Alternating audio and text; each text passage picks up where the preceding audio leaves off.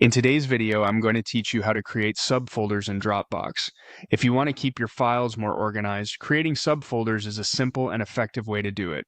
Subfolders help you separate documents, images, projects, or client files inside a main folder, so everything is easier to find later. To begin, open your web browser and go to Dropbox. If you're starting from a search page, click on Dropbox.com to open the official website.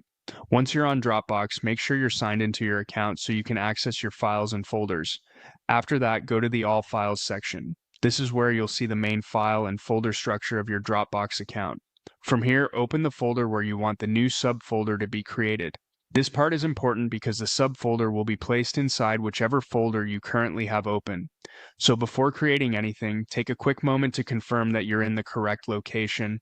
Once you're inside the right folder, look for the New button and click it. This opens the menu for creating new items in Dropbox. In that menu, choose Folder. Depending on what version of Dropbox you're using, you may see Folder listed clearly as an option. Click on Folder to continue. After selecting Folder, a field will appear where you can enter the name of your new subfolder.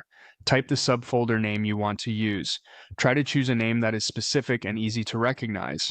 For example, if the main folder is for a project, your subfolder name could describe a category within that project, like drafts, images, or final files. Clear names make your storage system much easier to manage over time. When the name looks correct, click Create. Dropbox will then generate the new subfolder inside the folder you selected earlier.